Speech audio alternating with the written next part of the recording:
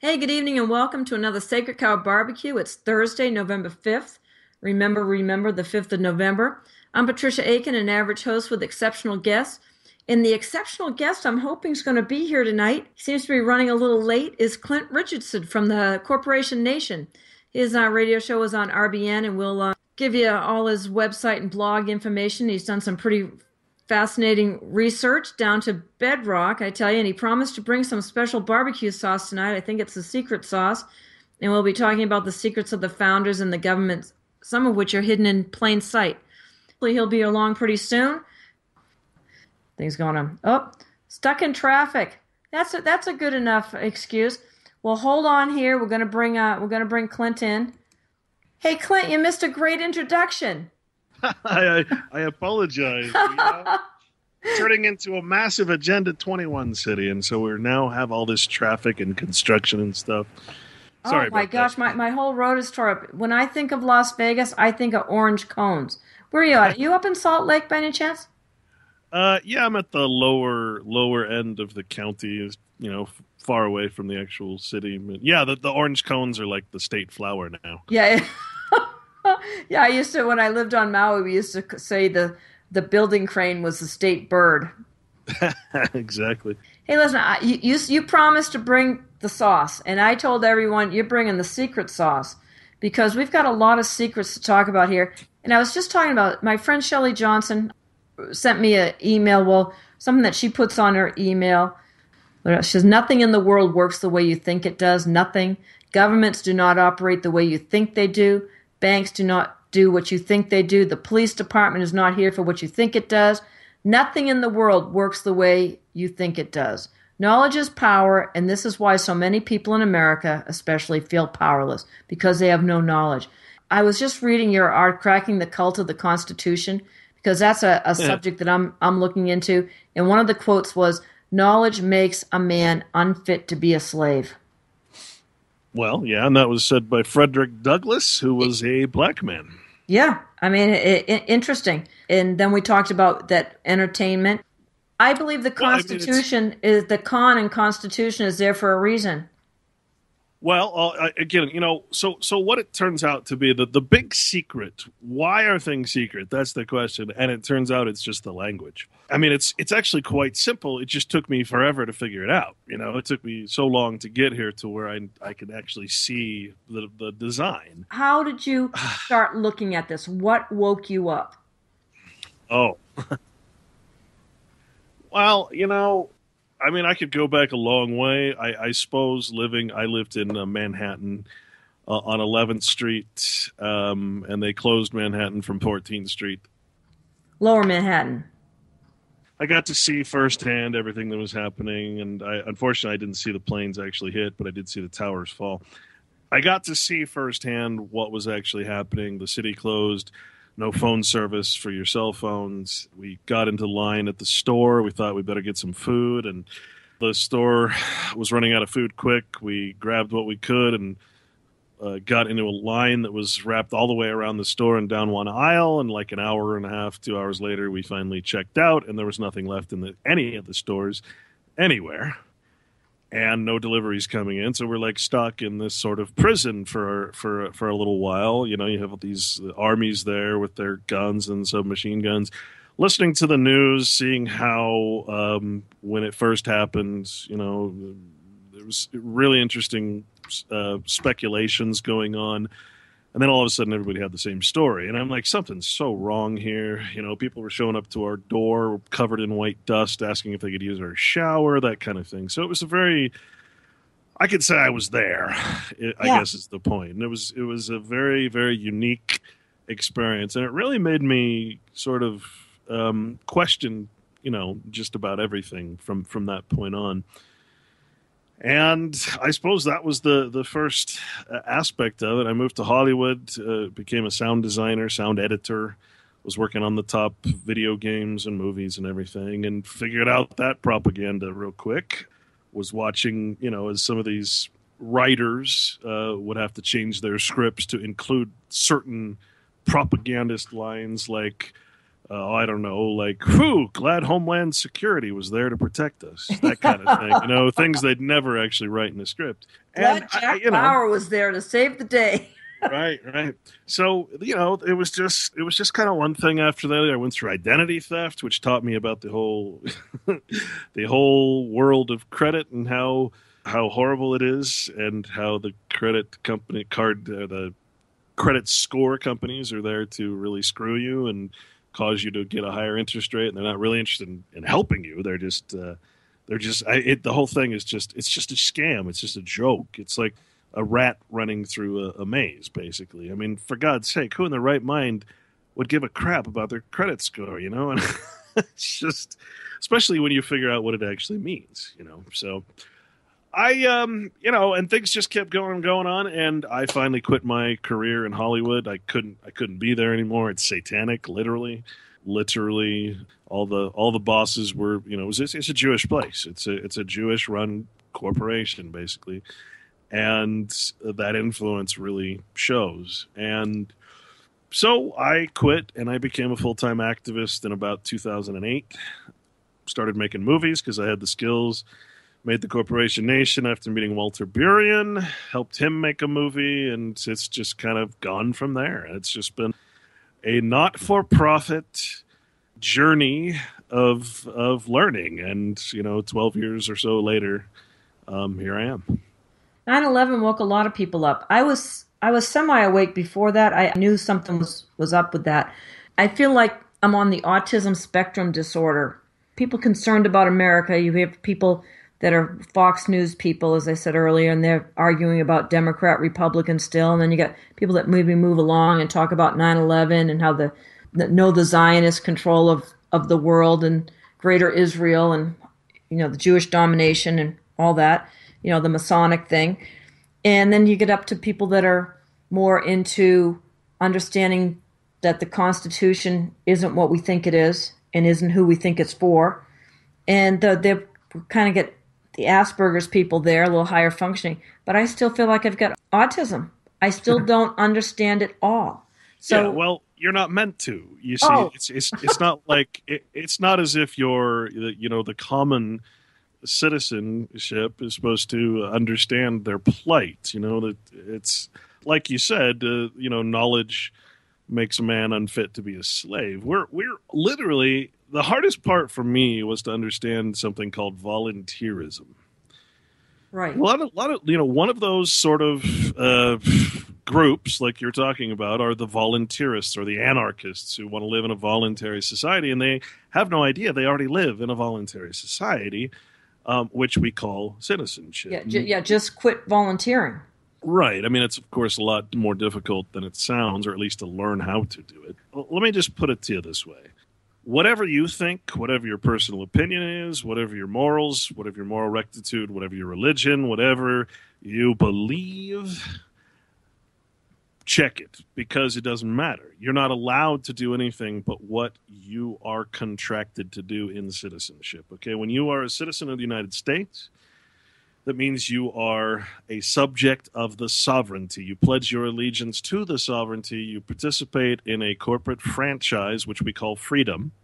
The word free actually means franchise. So when we set slaves free or at liberty... Okay. Right. See, all these words, they have a specific meaning in law. We call different aspects or art. So we have the medical profession, and the medical profession has its own terms. We call those terms of art. The legal profession or government or law has its own terms. We call those terms. And they're not like standard English words. Right. Like when the doctor says it's negative, that's actually a good thing. Well, in law, negative is actually a good thing and positive is a bad thing. You would say that the Constitution, for instance, gives negative rights or negative liberties, meaning that it says what the government can't do, not what it can. So natural law, the law of God, if you will, would be considered a negative law. So what we've been trained to do is we say, well, I have rights.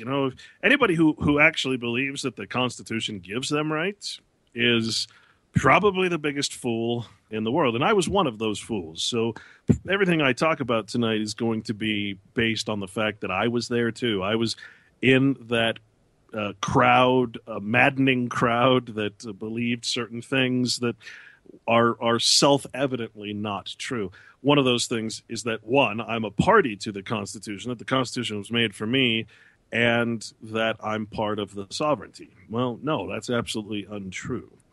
And Okay, let's that, let's pretend that nobody's heard this before, okay. and let's break it down Okay, because I so know first, you're going well, to talk about the strongman. So pretend I'm in fifth grade and talk to me about this. all right, well, so the first thing we have to know is that basically we're in a feudal state. The old feudal system, the system of pledging, which is an ancient system, has been around for a long time. What they did was they changed the language. Right. The feudal Feudal system to is still federal. there. Right. The 14th Amendment is essentially the establishment of a feudal ship, a feudal citizenship, right? There's a difference between a citizen and a citizenship.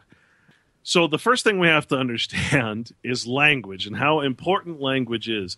And like I said, every if I'm a botanist, I have certain terms that I use. They're called terms of art. If I'm a lawyer or a judge, or a politician, I have certain terms, legal terms. They're terms of art. Art means artifice, artificial. Okay. So what they've done is they've taken the Latin language, which they still use. So every word you say, you need to know the Latin origin. And what they did is they created a new language called English. And if you look in Black's Law, 4th edition, you'll find a definition for dog Latin. Oh, Okay? I'm taking notes. Now, dog Latin is a very simple thing. It says the Latin of illiterate persons. Okay, so dog Latin, the Latin of illiterate persons, which are Latin words put together on the English grammatical system. Okay, so in other words, the English language is the language of a literate person. So you can be a PhD, you can tell me that you're a professor of this and a professor of that, and I can call you a complete idiot. I call myself a complete idiot. I call everybody a complete illiterate because that's what the language is. That's why they teach us English, because that way they can still make us say Latin words in law while we think we're saying something else. So we get to practice their religion. Right. So no matter how smart you get, no matter how much knowledge you obtain in the English language, unless you understand the meanings of those words in the original Latin, not etymology, keep that in mind. Etymology is very important. The term of art. So if I'm a doctor, imagine being a doctor and having a nurse that doesn't know all the medical terms. I ask for a scalpel. The nurse says, well, okay, that must be scissors, right? I ask for this. Those are terms of art. If that nurse and that doctor can't speak the same language, they're not going to be able to communicate. Well, okay, so if I'm in court and I'm talking English and I think I'm communicating with the judge in an emotionally real way, but the judge is speaking a different language that sounds exactly the same as our English language, but to him, he's taken those words as their actual Latin legalistic meaning. Well, then everything I say, he can say, well, you just said the opposite of what you think you said. Okay? So that's why we get in trouble. That's why we're constantly yeah, we're confused. We don't understand things. We can't figure things out. We certainly can't figure out the Constitution, although we think we know it because we speak English, right? And it's written in English, isn't it? Well, no, it's written in dog Latin. And it has, each word in there has a specific meaning. Now, dog refers to, you got to understand, I guess the hard part, Patricia, is to put yourself out of your own, have an out-of-body experience and put yourself in the shoes of your enemy. Put yourself in the shoes of your slave master and say, well, what does he think? How does he look at me? Because he looks at me as nothing but cattle. Human capital under human capital management. Capital comes from the word capita, which is head. So right. We're counted by the head just like cattle. All right? Goyim. You're the Goyim. Exactly. And that's important because the word nation actually means Goyim. It means if you're a person of the nation, it means you're literally born in the nation, which means you're a goyim. So when you hear the word people, and you're referring to all of us common massive illiterates out here, you're really saying goyim. Well, Okay. there's a different point of view on that. And I don't know if I should even bring it up and muddy the waters here because, see, certain people feel like that word goyim, goy in nation, is what the Jews have done to destroy our true identity as Caucasians. Well, I'll cure that for you Okay, because go ahead. what you have to understand Mhm. is that Israel is a state, or if you will, a nation. Okay. Now Well, the see, whole I don't believe that. I believe well, Israel is right, a but people. you have, yeah, exactly. You have to understand what that means. You see, what they did. Okay, it's kind of hard to explain, but a true follower of Christ, which we would call a Christian, although Christian isn't really in the Bible except as a derogatory term.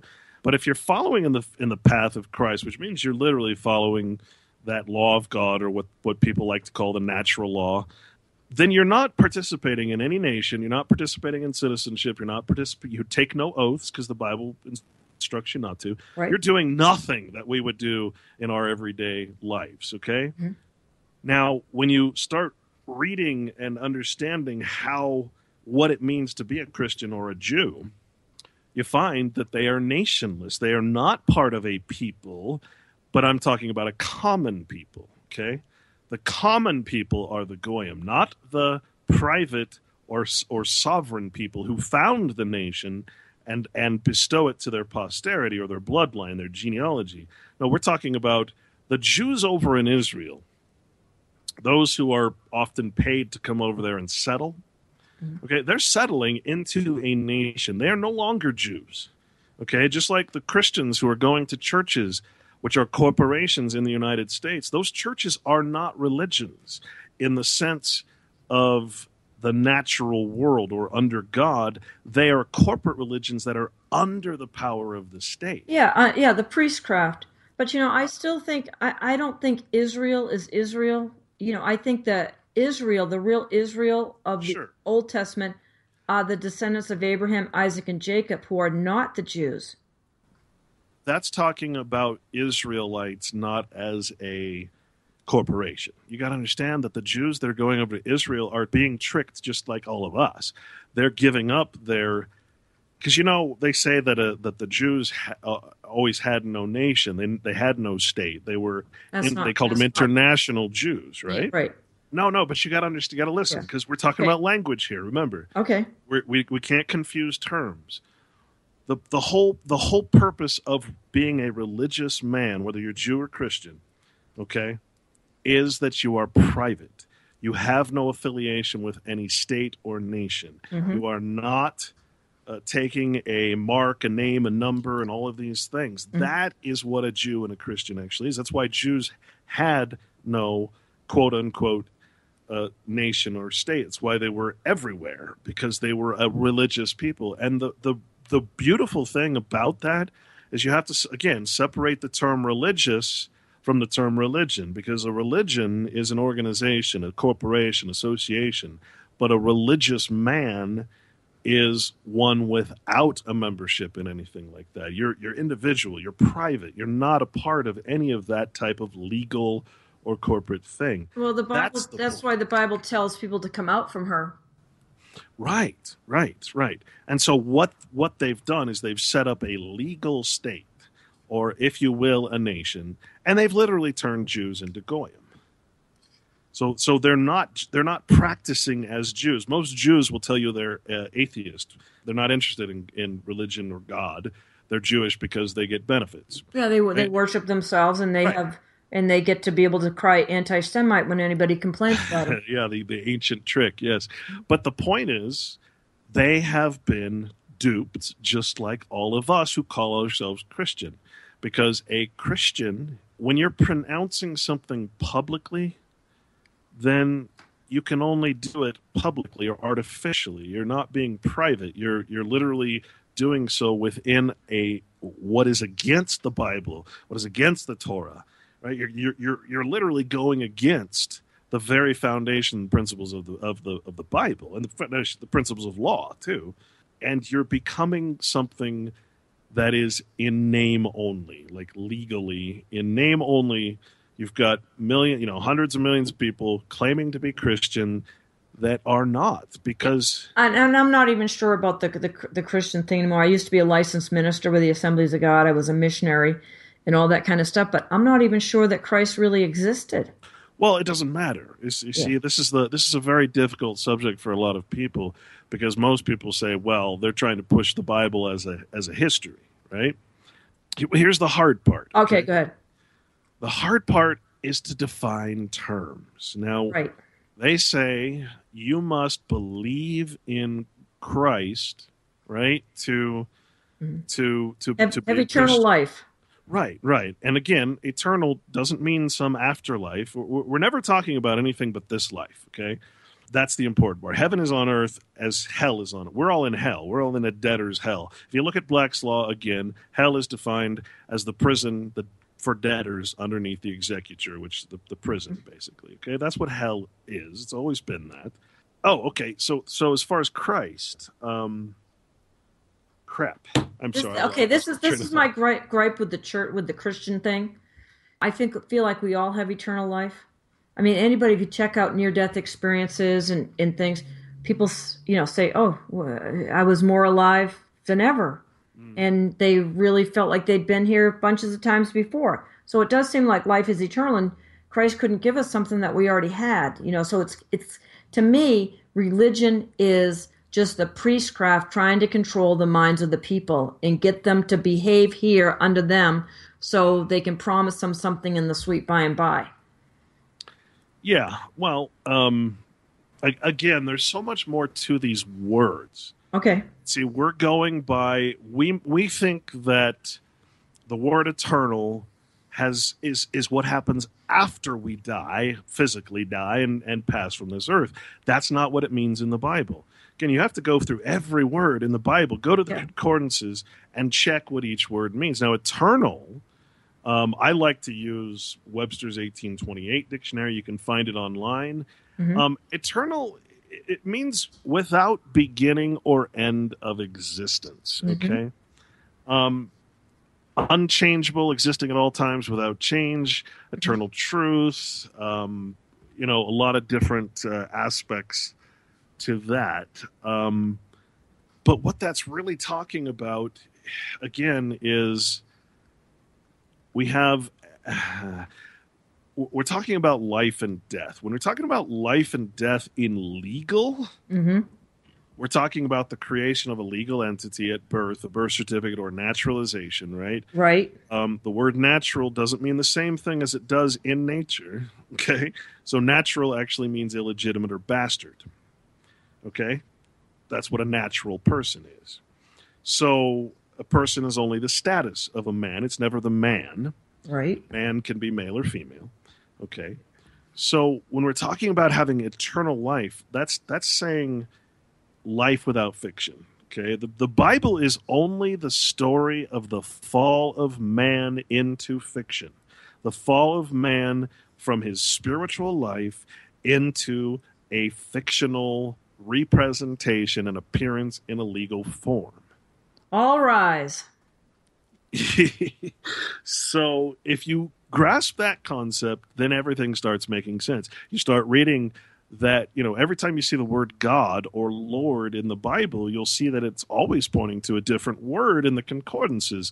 One is Theos, one is Elohim, Yeah. one is Jehovah Jireh. One is Jehovah, right? Jehovah Canoe. One is, there's lots of them. Right, but it's always the word God or the word Lord. And Hmm. so when you see who actually, when the Bible in the book that's called modernly Genesis but originally had no name, Hmm. okay, when you see who created the earth, you read that first passage in Genesis and it says the gods, plural, Absolutely. Elohim. Elohim is plural. Absolutely. Right, right. Well, so then we have to start defining God. And Let us make man in our image. right, right. So who are the gods? That's the big question.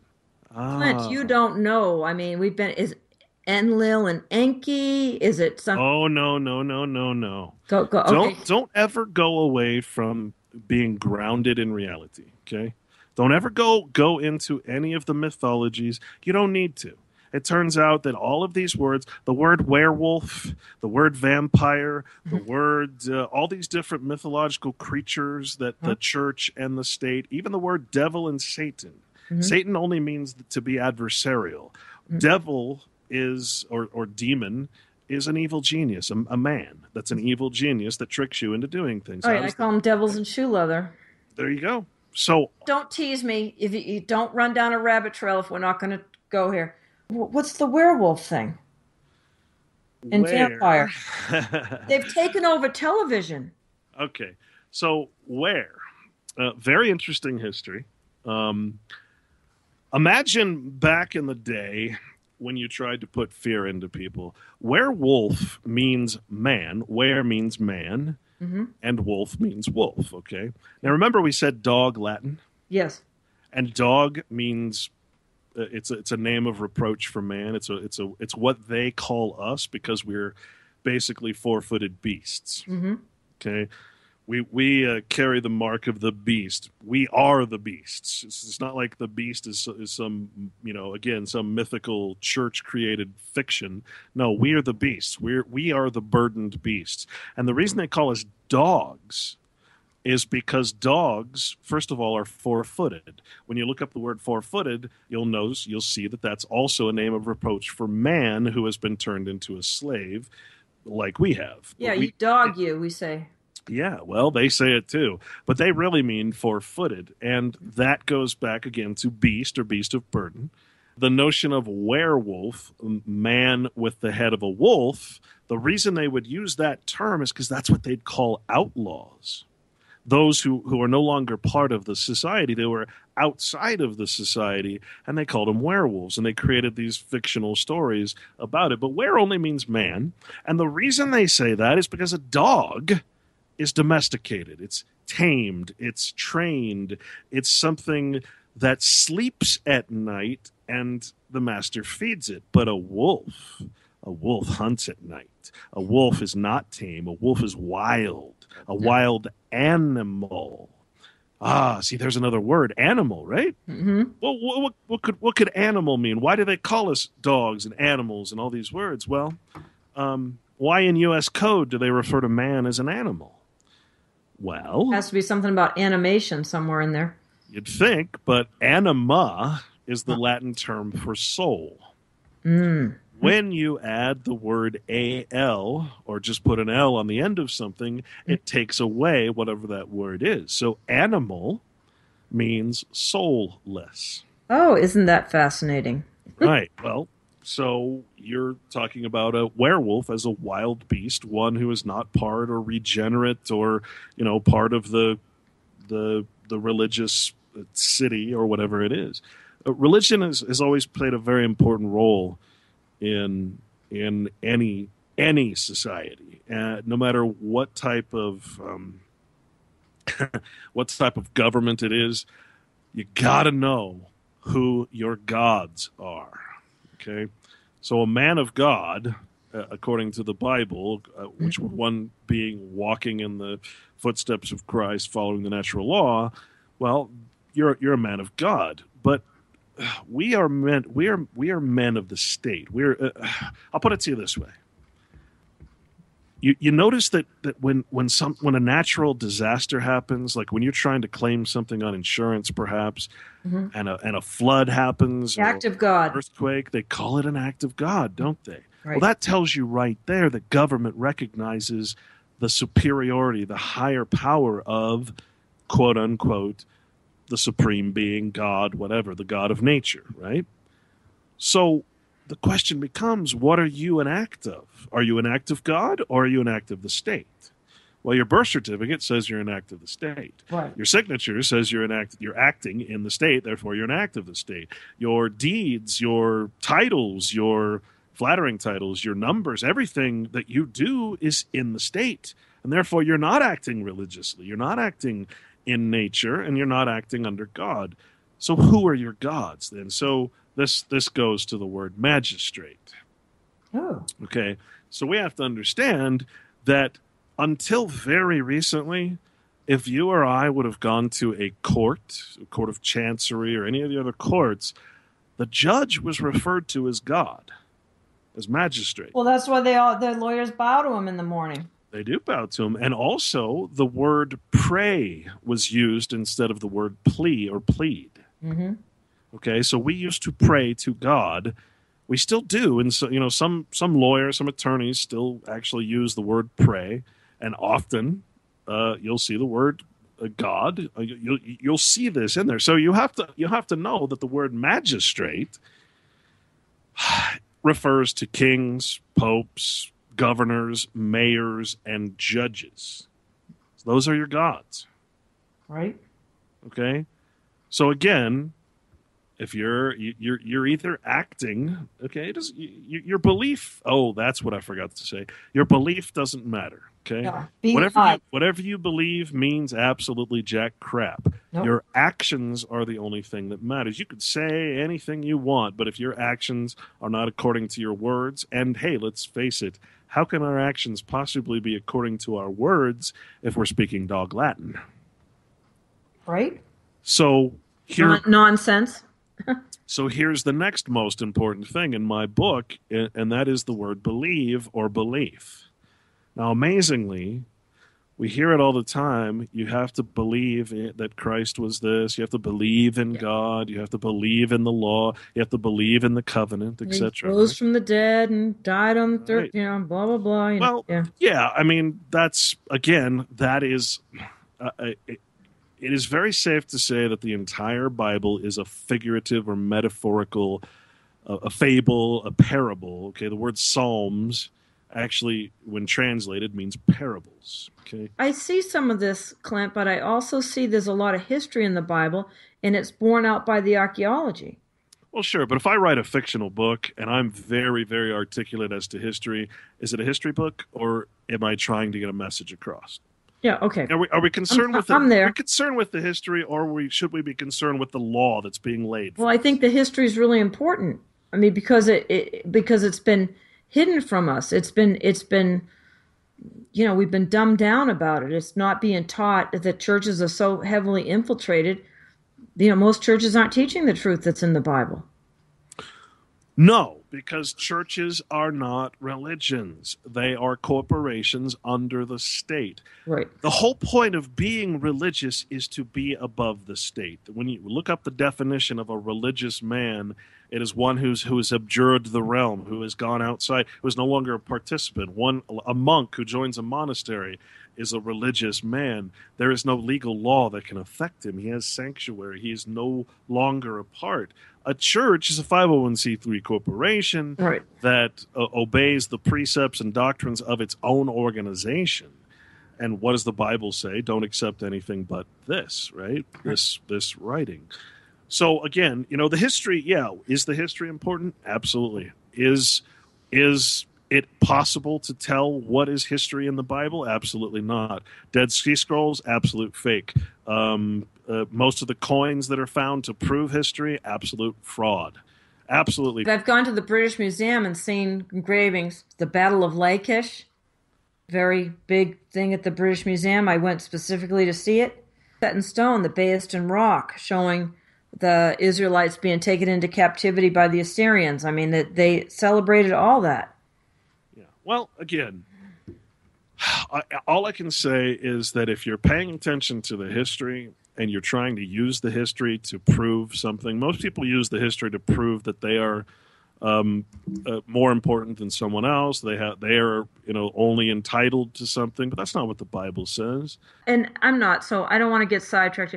He said he'd bring the sauce, man. This is the secret sauce, and it's do something to support the station. If everybody would just throw in a couple. All right, Clint, back to you. My head is exploding, and I know a lot of these concepts. So where are we going with this? Where's this going to take us? So again, what they've done is they've put you into a situation. Citizenship and membership are the same words, basically. Mhm. And so, well, if we want to seek some form of religion, so we go to a church, we sit down, get on our knees, and we go through ceremonies, which the Bible tells you not to do. Mhm. We say the Lord's Prayer in chants and in groups, which the Bible specifically tells you that when you say the Lord's Prayer, you should go into a closet and not do it in front of other people. That would be a blasphemy. And Basically. we're not to pray repetitiously. Exactly. You're not supposed to chant. You're not Let- supposed to Let's do everything we let's do. not do the rosary. Everything we do, which is some sort of ceremony, is against the Bible. I'm telling you, oath, everything. Bible says don't take an oath. Are you kidding me? Yep. Right? So here's the important part. The word belief. Okay. Okay. Why do they say you must believe in Christ? Well, what happens when we define the word? Well, okay. Leaf or leave, those words, when you look them up, and you can look them up in Webster's 1828, they mean love. Okay, Uh-huh. when we say that we believe in something, we actually mean that we're in love with something. Oh, that's fascinating. That means that you're acting in love according to whatever the next word. If I believe in Christ, then I'm actually acting in the path that was set, the law that was set according to Christ. I'm not sitting there in a church praying to some unknown thing. I am actually out there acting according to what Christ teaches. Now, whether Christ is a real character or not, if you get stuck on that, you're never gonna get anywhere. Okay, so Okay, well let's go back. So I want to know who the Father is. I want to know who the Elohim are. I want to know who the Creator is. I want to know who wound this thing up and put it in motion. Can you do that? I'm going to give you 5 minutes to kind of answer the keys to the mystery of the universe here, and then we're going to take a break and come back and see if we need to unwind this some more. So think of it this way, Patricia. Every word has a dualistic meaning. I agree. Okay, so when we have God, which is a term of nature, we have God, which is a term of legalism. Okay, again, a president, a pope, whatever. Right. Whatever it is that we worship falsely is Mhm. a god. Whatever we give our fealty to or we pledge allegiance to, that is our god.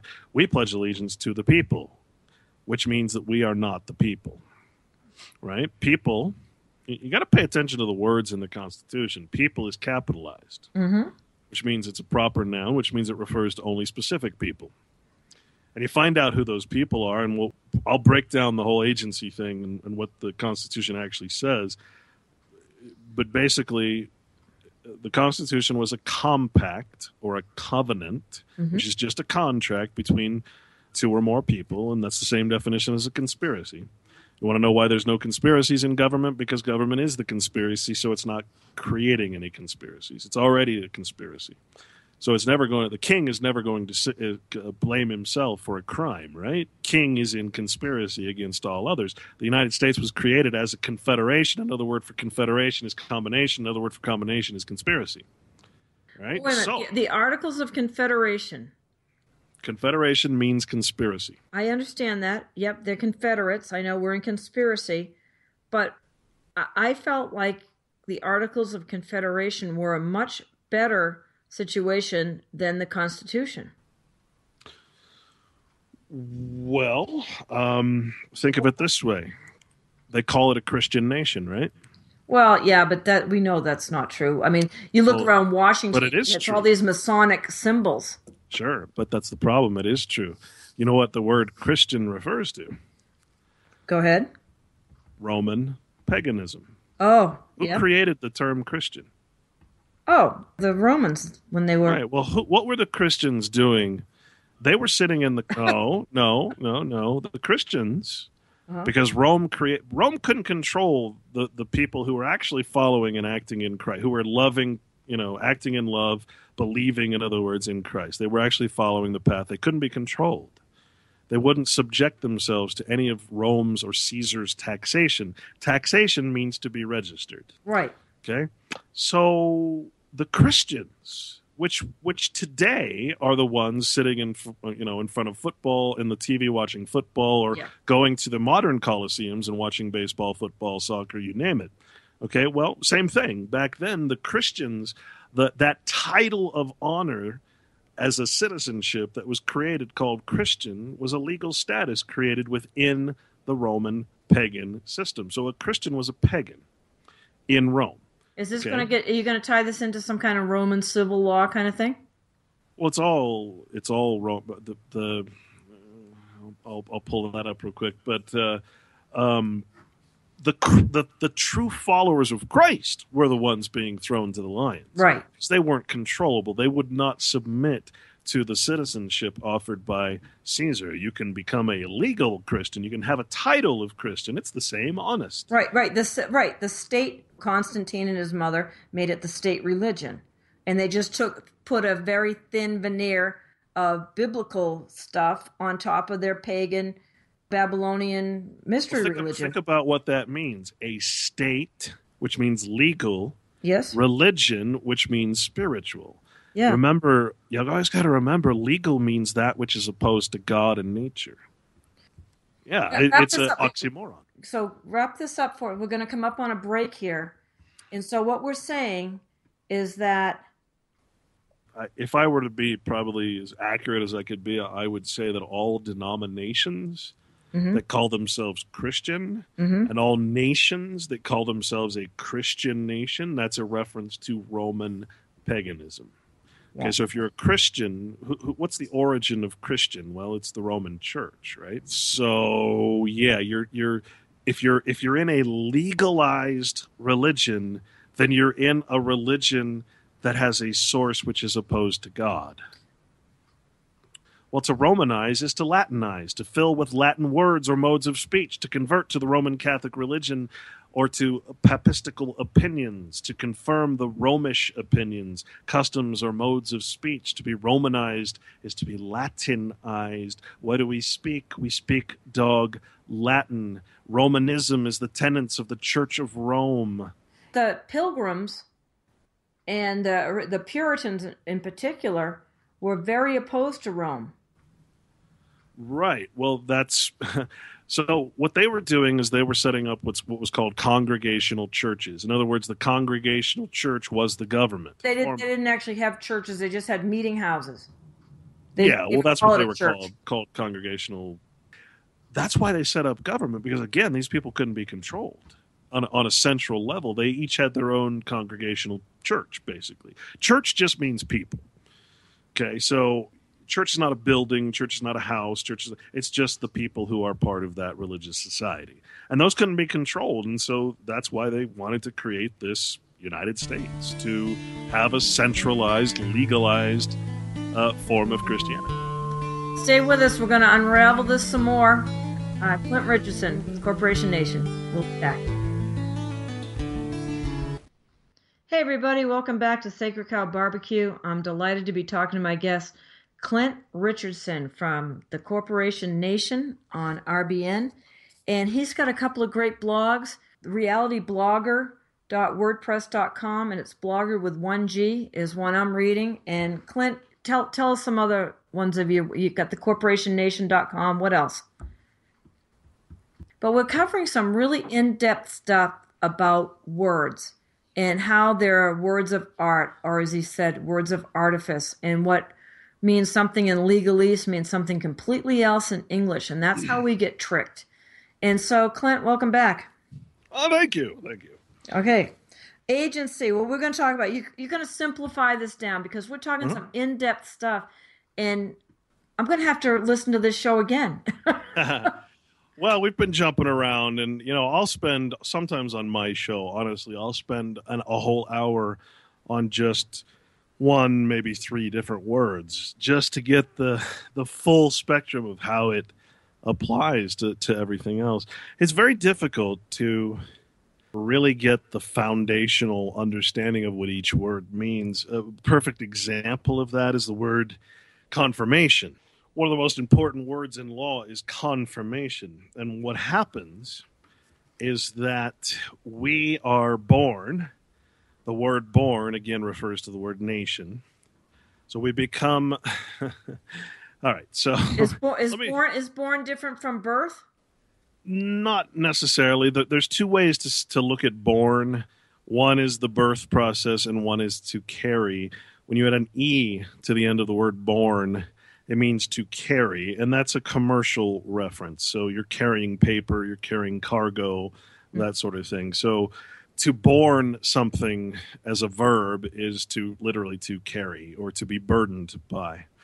And that's interesting because the word last, when we say the last name, which is the surname, last actually means burden. So we're burdened by the admixture of the Christian name with the state surname, just like the religion gets canceled out when it's a state religion, that which is opposed to God, a legal religion. When we have a legal name, we're no longer protected by that negative aspect of law, which we call the natural law or the law of God. We become legal entities or considered by law as only legal entities. And this is very important because if you recall in the Constitution, it says that government shall respect no law regarding religion. I don't have the quote in front of me of what it actually says, Right. but that's very important because that means that the legal law is actually it's like an invisible shield. The legal law cannot touch religion. Okay, that's why religions are false when they're corporations under the state, because they're bound by the legal law. But the legal law is that which is opposed to God. So if you're a religious man, for instance, again, if you're a monk in a monastery, is a good example, or a nun, you're not under that legal law. You've become a purely spiritual being under only that law of God. You're now a religious man or person. Person again just means status. Person never means man, and so the state can only recognize things that are legal. If it recognizes you as something that's religious, it cannot affect you. It has absolutely no power over you. And this is why monasteries were so important. Why monasteries were always neutral in all the wars. They're one of the few establishments that were never harmed during some of these battles. And you'd go there and you could have sanctuary. It used to be that you could have sanctuary in churches that were legitimately churches, not corporations of the state. Today we have, the United Methodist Church, which is a massive conference and corporation, but that's not a real church. It's false. You're not being spiritual according to law. So it's very important to know that the law cannot recognize or respect anything religious. It cannot pass a law restricting religious activity. It can only operate in the legal. Okay, and this is the importance in that dualistic nature of every single word, is that there's a natural term or a term of nature, and there's a term of the law or the civil law. But you said Okay. natural meant Right, but Well- natural it's a dualistic term, remember. A term of nature is referring to God, but if your nature is to be a public person, then the nature is not capital. It's not a proper noun or a proper word. So it's a legal term. So even the word nature is taken from reality and made into a fiction. So every truth has a fiction. Okay, every word I say, you're going to have to actually distinguish between, am I talking about the legal version or am I talking about reality? And that's very difficult because you have to understand the legal meaning of words if you're going to understand why you're so harmed, why you're so entrapped in this system, because you're literally think that you're talking in the language of love, in the language of emotion, in the language of reality, when in fact you're in a legal setting, acting as a legal person, a legal entity, and therefore the only language you're allowed to speak is the legal language. In other words, the judge is not going to hear anything except that which is the term of art that you're supposed to be using, right? Just like the doctor expects the nurse to know the terms of art in the medical profession, right? okay. So, Yeah, right. I'm in a court case right now, but so what? This is what I say. So what? How does this apply to me and you? How does this apply to your daily life? How has this changed? all right. This information, what has this done for you? Well, I mean, this for me, this was all, hey, I want to know, I want to know what the truth is. I want to know what reality is. I don't want someone else's truth. There's so many truths out there. Most of them are lies, Hmm. but we confirm them as truths. In other words, we allow the lie to become our virtual reality, our false reality. So the word truth is also a very dangerous word. Reality never changes, but truth changes every day. Well, I say very little of our reality is based on truth. Well, yeah, like I said, an example would be God. If God exists, then what I think or what you think doesn't make any difference to Nope. its actual existence, right? No, It's it going to doesn't matter. exist no Doesn't matter matter what how my truth. sincere. Doesn't matter how sincere we are. We'll still be sincerely wrong if we've got the wrong information. Right, and that's why the truth movement is dangerous because, Yep. I was part of 9/11 Truth because I was there watching the damn thing. You know how many truths there are in the 9/11 Truth movement? You know how many fights and bickerings and Oh people my God! quitting Well, are? that's how you can tell because they always get infiltrated. Look at the vaccine movement. We get green the vaccine, my ass. Oh, geez. Well, that's how you know that the difference between reality and truth. Truth is only the perception of reality, Hmm. right? So Right. if we can agree to that, we can say reality is that which exists and never changes, or history that no matter what we call history, real history is reality. What they teach us in school is only the truth about history, which is a confirmed lie. Right. Well, okay. So let's go through the whole process. The birth certificate. The birth certificate is called the matrix. Right. Okay, matrix is the first draft or protocol of any legal instrument, for which all copies must be taken. Again, you can look in Black's Law or most dictionaries and find that definition. Matrix also refers to the artificial womb. Hmm. Okay, matrix means womb, Right. and it refers to the artificial womb. Um, so that's the notion of birth. It's like a second birth. And when we talk about the notion of being born again, that Right. I hate all these words, all these Christian Yeah. nomenclatures that turn people off when you try to talk to people about Christianity, because Christianity is absolutely ridiculous when as compared to what the Bible actually says. I Mhm. mean, I love debating people because they go blank when you actually show them what's written in the Bible. I was sitting in church one day and I showed my mom the Lord's Prayer, and what it says is never say this prayer in groups, and she's just looked at me and kind of smiled and stood up and said the prayer. Yeah. Right, and that's cognitive dissonance. You Right. can't Right. do anything about that, right? Right. Um, so, as far as the birth certificate goes, that is the birth certificate is this and only this. It is the creation and establishment of a legal entity. That's That's it. right. That's That's all why it you is. get your all caps name. That's how you get in the system. Right. Well, what it really is it's a combination of your Christian name, your given name, which we would Hmm. say is a gift of God, or your first name. Right. So when we talk about your first name, it's your origin, it's your first life. And then Right. we add a second life to that, which we call the surname. And the surname is the last name, which means superior or absolute. It means it's more powerful or higher than the first. It's the last thing we did, the last status that we put ourselves into, right? And so now you have a second life, and that's what we call the person or the status that's created by that legal entity, which is a reference to the birth certificate, the vital statistics that are then registered and turned into a legal entity. Now, the child, which is another legal term, Hmm. um, the child is not bound in any way by that certificate. This is very important to know. The child has absolutely nothing to do with that birth certificate. Okay. And what's really interesting is we go through life.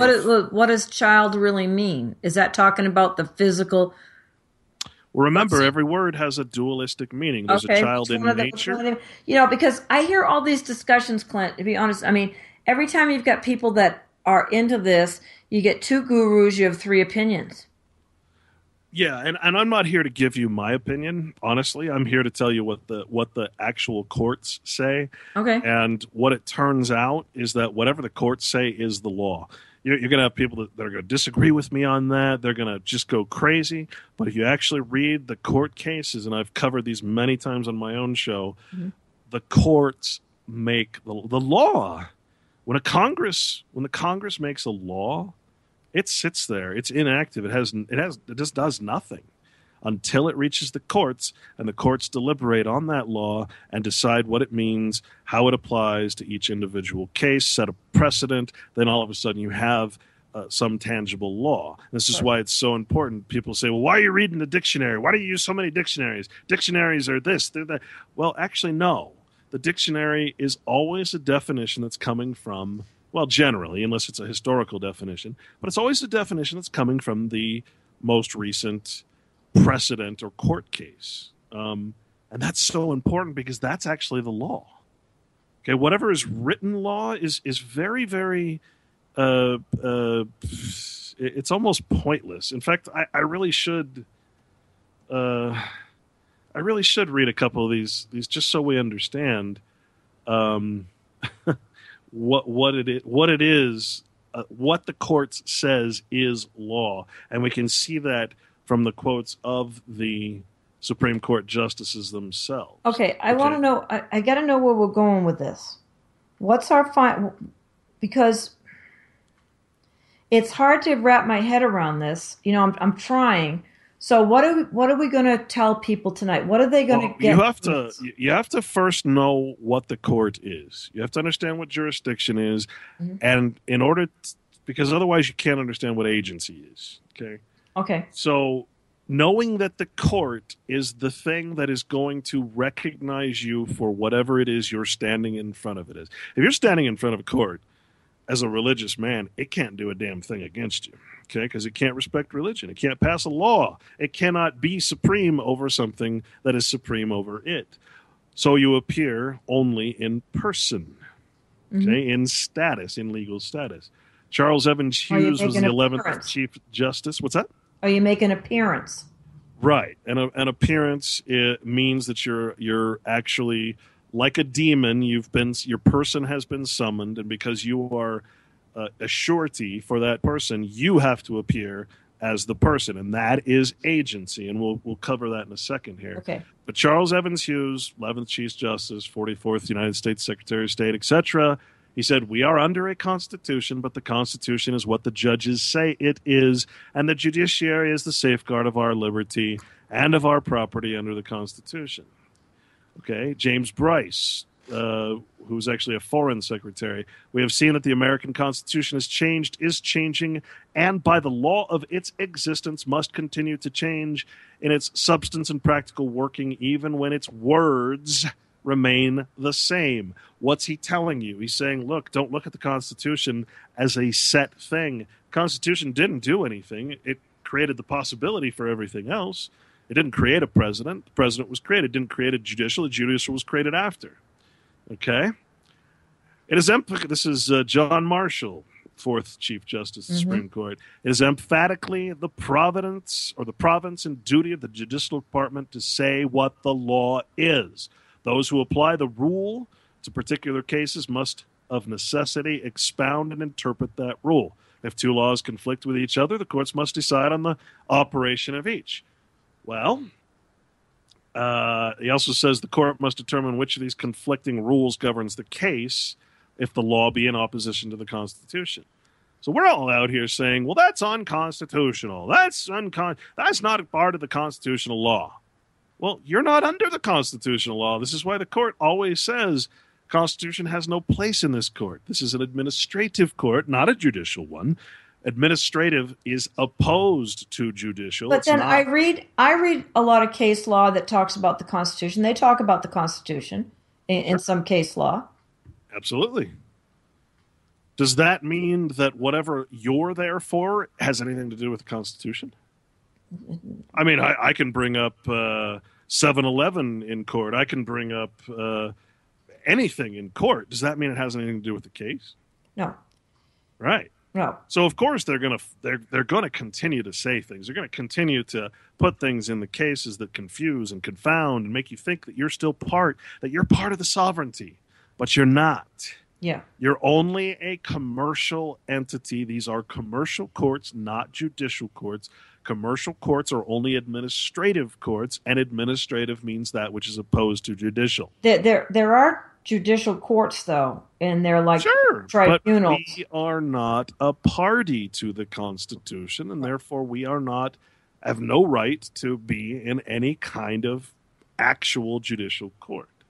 It's very important to understand because we are operating solely in a public, which means commercial capacity and no other. The Constitution was set up to protect private persons or private citizens. That's the status. And the big misconception is that a public person, which is the citizenship of the United States, that 14th Amendment citizen, Right. is that a commoner can be a sovereign, that a 14th Amendment citizen is the same as the citizens that are private, which we call the landholders of each state. Okay? So And now we know. that's not true. So now some people argue this 14th Amendment thing and saying that it didn't change us all to second class citizens. All right, I'll tell you exactly what it did. Okay. And I will quote Horace Greeley. Really? Okay. Horace Greeley. Friend of mine's a big fan of Joseph's Story. Do you read any Joseph's Story? Yeah, it's a lot of good information. He's quoted quite often in the legal dictionaries, actually. Right. Here is what Horace Greeley, who was the founder of the New York Tribune, said, speaking on post-war Civil War citizenship. In other words, 14th Amendment or Reconstruction citizenship. Mm-hmm. Okay? He said, "We have stricken the slave shackles from 4 million human beings and brought all laborers to a common level, not so much by the elevation of former slaves as by practically reducing the whole working population, white and black, to a condition of serfdom or feudalism." Yep. I agree. I agree. While boasting of our noble deeds, we are careful to conceal the ugly fact that by an iniquitous money system we have nationalized a system of oppression which, though more refined, is not less cruel than the old system of chattel slavery. He's telling you, you got to understand, this guy's a private citizen. This guy is private. Okay, he is one of the actual bloodline of the original posterity. Posterity is a word that's used in the preamble. It means bloodline. Right. Okay, he is talking about how him and his private bloodline, the sovereignty of the United States, the citizens of each actual state, capitalized state, which means people, he's talking about how they're treating us. All of us, the black and the white and the whatever, the Chinese. We didn't free the slaves, we just enslaved everyone. Right, and that's why they say emancipation means to set a slave at liberty, which means freedom, which means franchise. Okay, you got to help me with this freedom thing. Okay. Okay, keep going it's on two that. words. It's 2 words. Uh-huh. It's 2 words. Okay? Okay. Free and dom. When you add the word DOM to any word, it means dominion. Right. It means having dominion over the state of whatever it is. So kingdom, right, would be the domain of a king. Well, if I give you freedom, I bestow it upon you, then I've given you free, which is franchise, and dom, which is my dominion over your franchise. It's like saying a rat in a cage is free. Yeah, he's free in the borders of the legal jurisdiction. Oh. So a slave that is free, in other words, in a franchise to choose his own profession, for instance, is a much more useful and profitable slave than one that is in chains. Oh, exactly. So a slave in franchise, in other words, a free slave or a voluntary subject or involuntary servitude, because you got to understand the 13th Amendment, if you actually read what it says and you rearrange the words so that it actually makes sense, all it says is that voluntary slavery and servitude is legal, but Oh, involuntary is not. absolutely. Well, Absolutely. It's like that's you what can volunteer for your servitude, and we do all day long. right. So that's what the 14th Amendment was. It created a United States person, a property that was put upon, a burden that was put upon all, as Horace Greeley just said, uh, elevation, all laborers to a common level as the slaves. They reduced us to the level of slave, but they made it a voluntary contractual relationship. Okay, that's what So citizenship is. when we're yelling about freedom, I mean, You're what should be liberty is tell me, is Well, liberty see, different this is from the freedom? problem because we're trying to do it. Uh, Patricia, everything stems from the fact that we're screaming for freedom and we're screaming for liberty without God. We cannot have it unless we're religious men. Men, again, is a term that means male or female. Mm-hmm. Okay? Right. We cannot have liberty and freedom without God. And if you read the writings of the founding fathers, who are the quote unquote sovereignty, you'll find that that's exactly what they said. They are men of God, or at least they pretend to be. They act in a private capacity, and when they get involved in commerce, they open a trust, or they, when the guys from Enron, why didn't they get in trouble? Well, they were private citizens acting in a trust. And when the trust name got in trouble, they just abandoned the trust. They abandoned the name and stayed private. Okay.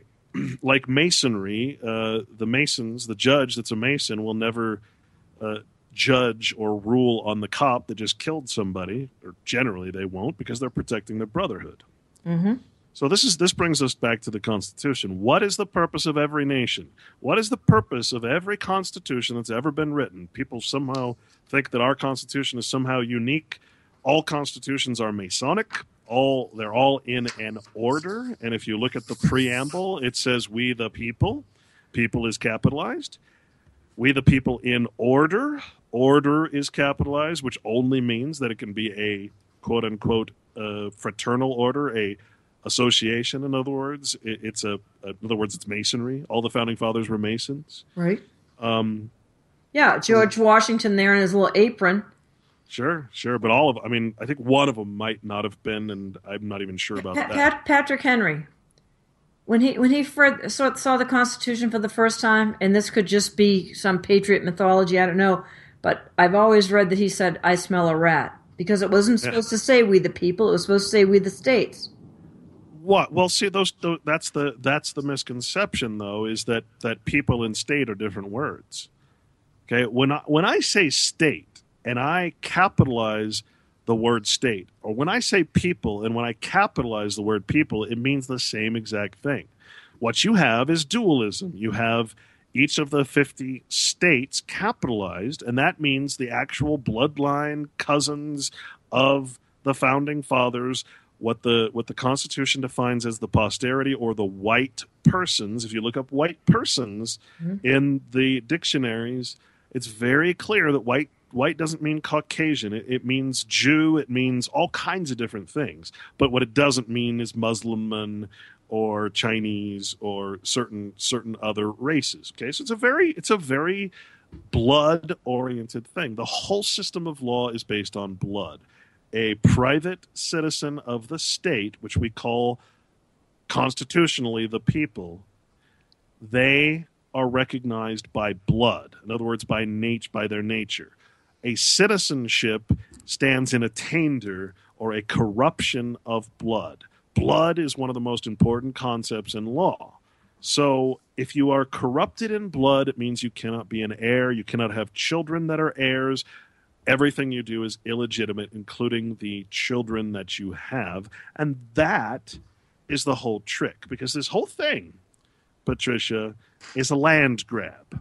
The whole purpose of doing this whole birth certificate process, all it is common thievery. What they've done is they've tricked people into having illegitimate marriages and illegitimate births. They've tricked people into not claiming what's called paternity. Paternity comes from the word pater, which means father. Yeah, that's And why it's so called a maternity ward, not a paternity ward. sure, and maternity only means nature. And so when it's really hard to explain, but when you are born and your mother is the informer on the birth certificate, that means that you're taking the status of the mother instead of the father. The mother is only maternal. And people won't like this, but the mother in a marriage, or the woman in a marriage, is always under the father. The kids are always under a father because the legal marriage is a corporation. Hmm. Okay? And when you get divorced, a divorce is not an annulment, and the corporation continues, which is why the judge has so much power over the divorce, the children, and everything else, because the children are just wards of the state. That's what birth does. See, so the whole purpose of the birth certificate process is to trick the people who would otherwise be recognized as the posterity of the founding fathers, the posterity of who the founding fathers were representing in Congress, Continental Congress. The the idea is to trick people into abandoning their child to the United States, which is the Washington D.C., which is under Congress. Yeah, I've heard Kurt Callanan. Am I saying his name? Kurt. Kallenbach. Yeah, Kurt Kallenbach. He does a really big thing on the birth certificate, and I've heard him do that about how you're abandoned at sea, you're lost at sea. You're saying that the actual child's been lost at sea, and blah blah, that sort of thing. Right, and you don't have to really go into all the. I mean, it's cool to like go into all of that, but I mean, the fact of the matter is that we are in a state of delivery. Okay, the word delivery means abandonment. Okay, so the child, when the mother informs on the child, you only inform on a criminal act. Okay, so you're literally saying that the baby was born illegitimately in an illegitimate marriage and that it's a felon. Okay, a felony. Okay, so we're all felons basically, and we're forgiven of our crimes, put into a franchise, and made to be voluntary slaves. All right, so from the birth process, you have abandoned your child, it's become a ward of the state, and then something happens called filation, F-I-L-A-T-I-O-N, I think is how it's spelled, which means, is literally defined as the court forcing the actual father, because the state becomes the father, but the paternal father, but it forces the original or the natural father, a term of nature, to take his bastard child back and be responsible for it. So this is how we operate. We are literally the secondary guardians of our own children. Okay? Right, and that's why the state can come in and take your children if Yeah, they have birth absolutely. certificates. So and I'll tell a story. A friend of mine has had friends. This is a secondhand story, and their children were taken by CPS, and three of the kids had birth certificates, and the last one had been born at home, a home birth, and didn't have a birth certificate or social security number. Oop. So the next day, the state came back and said, "Oh, this one's not ours," and gave the youngest one back. Absolutely, because they can only take the person. Yeah, they followed the law pretty well. Right. Well, the person is the that which was created from the birth certificate for that creation of a legal entity. The child, because the mother and father have done this and gone through this process of registering the child, again, that means to tax. The reason they couldn't take that child is because no legal entity was ever created. They can only remember. So, in other words, that's a religious child. It's a religious man. It Yes. has no legal foundation in law. And remember, the child is not bound in any way by the birth certificate. That entity cannot affect the child unless the parents concur and agree and consent to the fact that that child is that legal entity that they informed on and created that birth certificate. Yes, I have friends that have children that they didn't get birth certificates for, and slave numbers and things like that.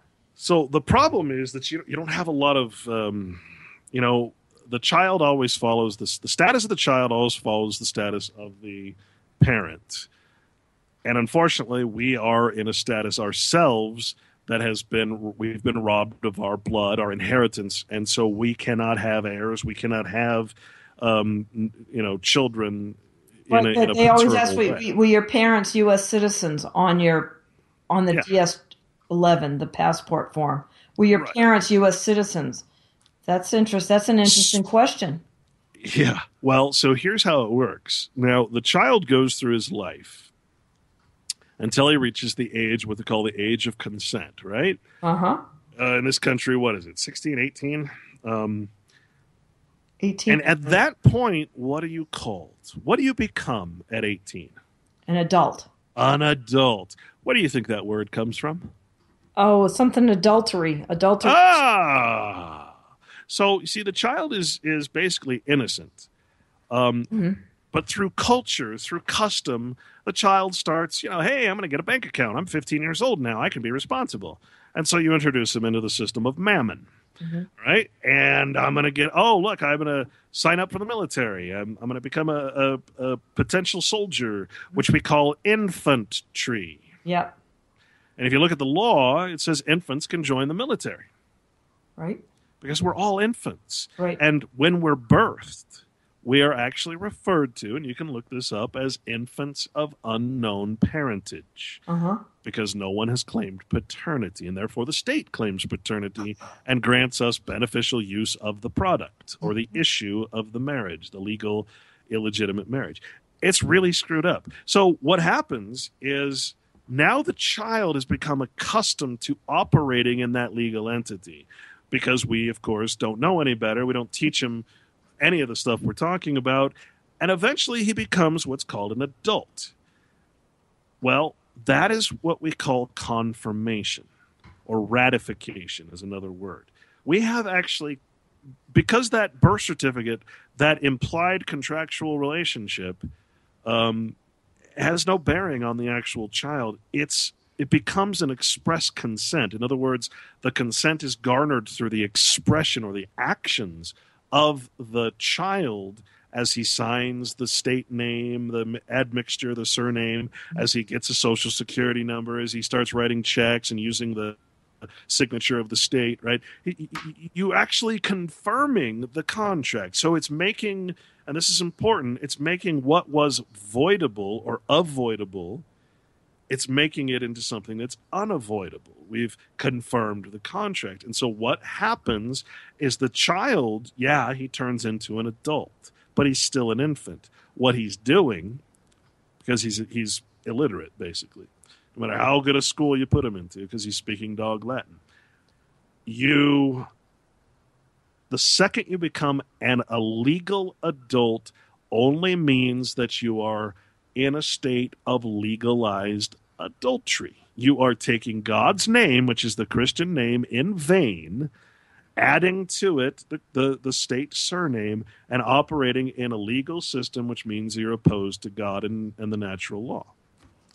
That is the process that we go through in life, and we are tricked into living what is called an adulterous life. The marriage, the legal marriage, is a marriage not between man and man, or male and female. I don't like to use the word woman or human because that means it's less than Those are man. something different, right?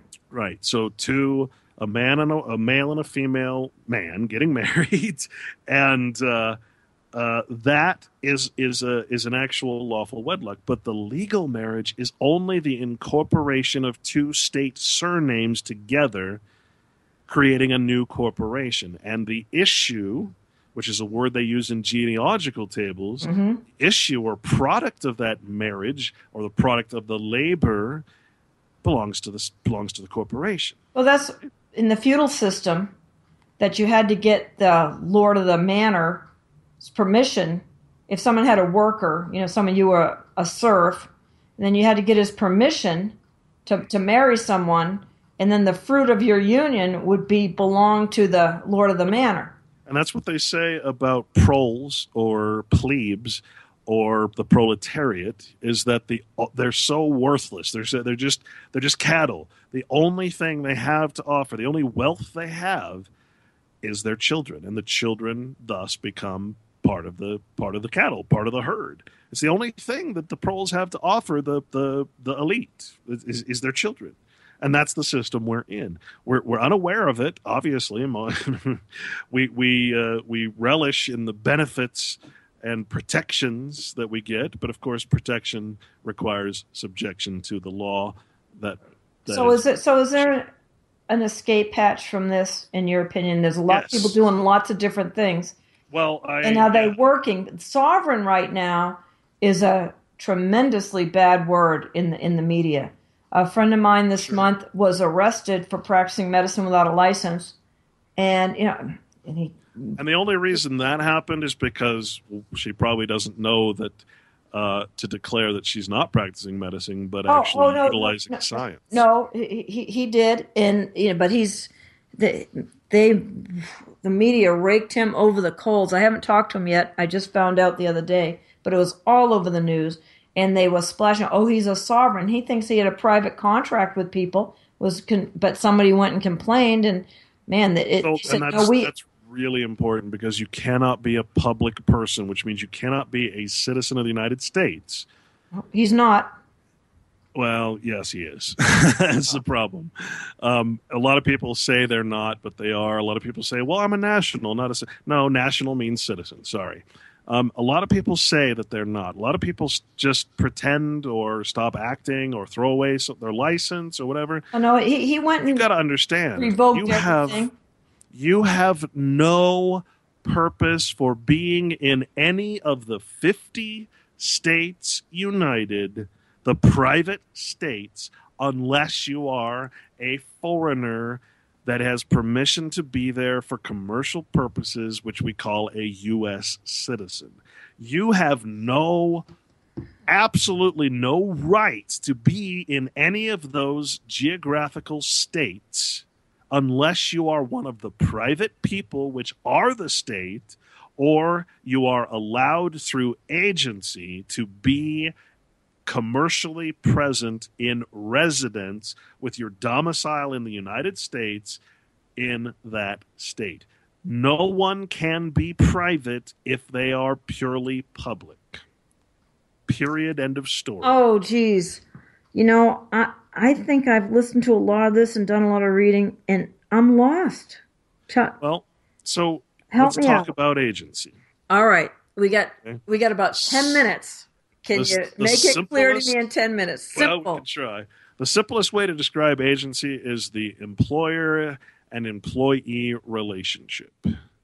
An employer is the principal, the employee is the agent, and whoever the agent deals with on behalf of his principal is the third party. Yes. Okay, does that make sense? Yes, it does, and I All right. understand agency that way. Okay, well, the United States is the principal. Mm-hmm. The U.S. citizen is an agent who has domicile in the United States, which is Washington, D.C. Yep. Mm-hmm. Okay, and has residence only, which means it can't hold land. You're not actually part of the state. You're only there temporarily Mm-hmm. in a foreign capacity because every state is foreign to each other, Yes, including the United States to any state. I'm with you. So the United States citizen is acting in agency, and the state government is set up as the corporate entity that deals with foreign agents of the United States on behalf of the people of each state. We are not the people capitalized of each state capitalized. We are the common proles, the common plebes, the commercial entities that are foreigners that are temporarily residents in each of those states under Foreign the states. state Right. government, which is not capitalized. So state, when not capitalized, is referential to the government, the legal government that is set up by the state, which is the people, the actual sovereign people of each state, which we call the landholders, the electors. Right. Okay, hold on. We got the all cap state. Well, Is that that's a a fine line patriotic distinction? that's a patriot mythology. I'll be honest with you. All caps means absolutely nothing. They use that for distinction, but there's no requirement to use that. So, Okay. but I understand what you're getting at. Mm-hmm. But when you capitalize a word, you're creating it as a proper noun.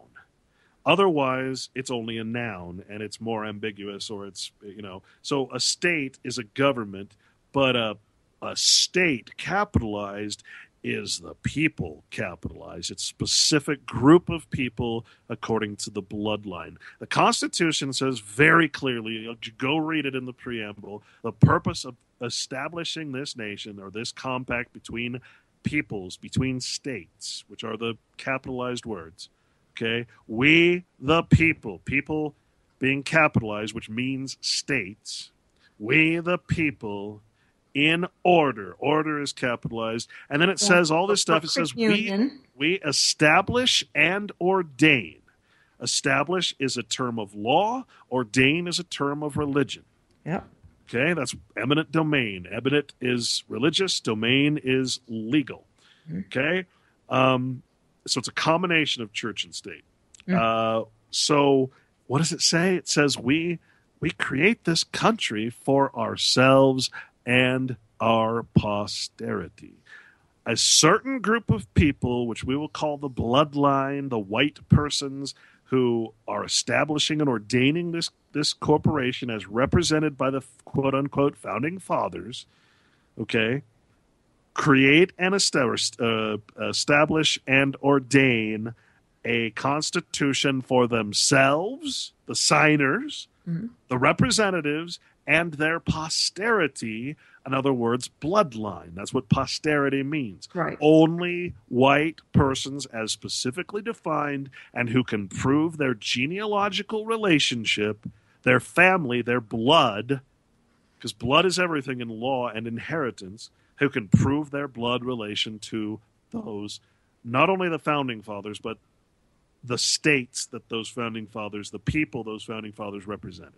The legitimate people, not the laborers, not the slaves, none of that, right? And then the laborers and the slaves. Okay, so is it possible to change your status back from being one of the slaves, from being one of the citizens, to being one of the people? Is that possible? If you can, according to I have interviews with a guy who did this, so this is firsthand information. Okay, what he did is he traced his genealogy. He got a family Bible. He recorded his family Bible. Spiritual is always higher than legal. So the family Bible will trump the birth certificate, in other words. Right. You have to introduce the Bible as your law because the state must know you're a religious man and what law you're following so that it knows that law is superior to it. I've never met anybody that has had any success without a Bible in play and put into the registrar or whatever. Okay. And you have to get the court to recognize you as private. Okay, not as public. Okay, the people, the word several, when we see the word several states of the Union, yes, several means private. In other words, individual, separate from each other, private. And then there's that legal word, severalty. Exactly, that means private. Okay. So when we say the people that are the states, not the state government, but the actual people, not the citizens, the actual people, we're talking about the private people. We're not talking about the public. Anyone that's a U.S. citizen is public. These people are not citizens of the United States. They created the United States. Well, their forefathers did. Well, yeah, I've heard people say that the Mexican Constitution, the Constitution of Mexico, makes a very clear delineation that the people own the government and the government owns the citizens. Exactly. Every nation is the same. It's just that ours deals in commerce, in trickery, in word. And so how did we get to thinking that we were the people, that we were the people? Because a slave that believes he is free is much more valuable and productive than one that knows and can see the chains around his leg. Yeah, exactly. That's did you ever read an article called Brave New Denmark? No. Look it up. It's a great article. You can find it on Rents. Somebody wrote it, and I think you'll appreciate it. Clint, we're coming up on the. You've blown my mind. I'm finally getting somewhere, and I can't wait for you. I got to read your book. When's it going to be done? Well, it's very long. It's literally a dictionary, but it's me explaining as many of the words as I possibly can in between the words. So it's literally a walkthrough through the legal language, through the romanization of our language of ourselves. So it's I've got about 400 pages that are absolutely done and ready to go. I've probably got another 700 or 800 pages that I still need to organize. It's mostly done. I just have to organize it and get it And together. when are you And going to then, put and what are you going to well, put up? What's the website? it's strawmanstory.com. It's called Strawman, the real story of your artificial person, but strawmanstory.info is the actual website because Strawmanstory.info. Okay, got it. info is the only website you can get that's not commercial. .com means commercial, Right. so just info. Commerce. But yeah, it's going to be free. Okay, I'm not doing this to make money, although I'm going to. If anybody wants it, I will certainly make get it published. And well, no, I'm not getting it published because published means to make public. I'm keeping it private, and so I will give it away for gifts. In exchange for a gift, I will give it as a gift. Is how it works. But it's going to be free. I'm not going to charge for it. So is this a real remedy for people? Do you see a Not real remedy not a here? remedy. And see, this is what drives me nuts is these words. Remedy is something that you can only have within the system. I'm saying get out of the system. Okay. Do not any longer be part of the United States. Yeah. Be part of the states, not the United States. United States is just Washington, D.C. and the jurisdiction that covers all the states if you're one of its members. That's called solution. Okay, Remedy, I see our country is going down so fast and the world so fast. Do we have time to turn it around with this kind of information? Yeah, and it's a very large learning curve. Obviously, once you get it under your belt, it's so obvious and so self-evident that you kick yourself for not knowing it. But yeah, I mean, I'm trying to get this done as fast as I can, and I think it'll really, really. I'm cracking propel. the whip here. Yeah, I'm spending all day every day on it, and that's why I cut down my show to 3 days a week too. Yeah. But So let people know where they can hear you over on RBN. Republic Broadcasting, yeah, republicbroadcasting.org. See, 7 to 9 Eastern would be the easiest way to say it. 7 to 9 Eastern. Okay. Monday through Wednesday now only. Oh, Monday too. Yeah, I thought you had more shows, so I was kind of shocked when I looked at this. I was like, I gotta. It's so hard to do a good show, a research show, and also do this book. So I'm like, I gotta get this done. So, well, but I'm truly in it to win it. And like I said, I'm not sure. I don't care about your opinions. I don't care about my opinions. If you want to know how it is, this is how it is. If you want to argue against it, go ahead, argue against it. But you're arguing against source. You're not arguing against me. You're arguing. And what's your goal? Well, there's no point in me going through this process, or my friend KW who went through this process that I now understand, which is again to go private instead of public. Yes. To get out of the United States, which we call solution. Solution means end of contract. Remedy means, oh, well, here's some money for your troubles. Okay, so solution is what you should be looking for. Okay. And anybody that asks you for solutions, it only means one thing in law, which is end of contract, end of the contractual relationship. So well, that's almost dissolution. Same thing, yeah. Okay. Yeah, they call that annulment is another word for that for marriage. But yeah, like I said, it's and how is your friend KW? How are they being treated by the officers of this? It's a wonderful story. If you'd like to do this again, I can tell you about it. Or people can listen to my archives. If they just type in KW, they can find all our interviews. But you basically you choose a new name. You lose the surname. You only go by your Christian name, and you are recognized as private by the court. The important thing is to get the court to recognize you as private, not to tell the court, not to say, "Hey, court, I'm a man." That's all bull. Yeah. Okay. You got to get the court to recognize you. Okay, 1 minute. Corporation Soul.